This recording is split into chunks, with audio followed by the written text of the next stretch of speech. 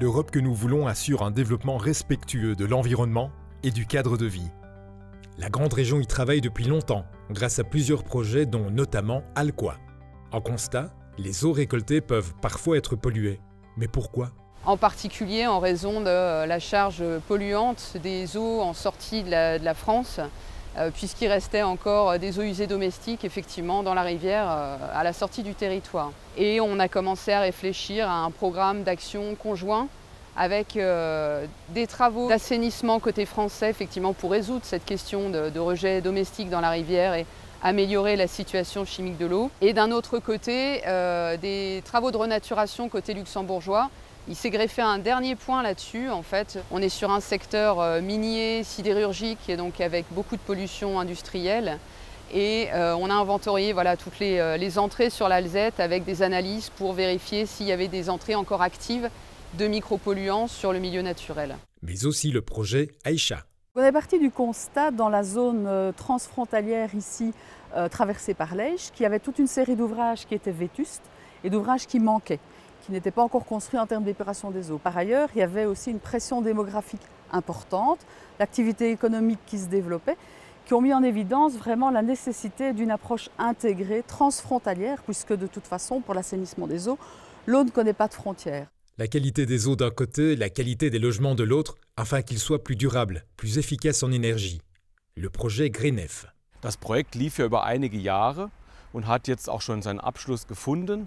Und wir konnten in diesen Jahren nicht nur einen Kriterienkatalog entwickeln, vielen Fachdialog, Veranstaltungen, Austausch durchführen, sondern wir konnten auch Pilotprojekte realisieren, wie wir jetzt hier im Hintergrund sehen. Das heißt, Pilotprojektpartner haben Gebäude realisiert, haben die nach unseren Kriterien gebaut, haben Erfahrungen gesammelt, gute wie schlechte, haben diese Erfahrungen geteilt. Das heißt, wir konnten Wissen generieren, konkret in gebauten Projekten, und diese Erfahrungen teilen wir über Greenef hinaus.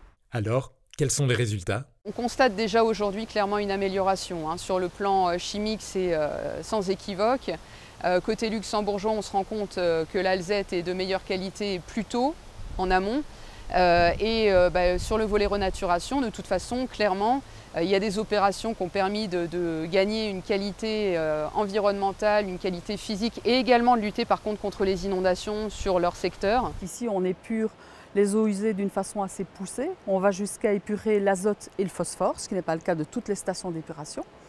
Et que par ailleurs, on a vraiment essayé d'intégrer la station bio dans son environnement et qu'on a aussi visé une efficience énergétique la plus élevée possible, puisqu'on bénéficie de panneaux photovoltaïques et d'échangeurs de chaleur. Einerseits gilt es natürlich heute umso mehr, wie kann der Energieverbrauch im Bereich der Wärme, des Stroms deutlich reduziert werden. Das haben wir hier auch gezeigt, dass auch Bestandswohnungen mit vielleicht noch 10–20% der Energie auskommen können und trotzdem behaglich beheizt werden können. En route pour une Europe plus verte. Der andere Bereich ist, wie können wir Gebäude, Quartiere zukünftig mit erneuerbaren Energien versorgen. Wie gelingt das wirklich zu 100%? Auch das haben wir betrachtet und das wird der Schlüssel sein für ein grüneres Europa.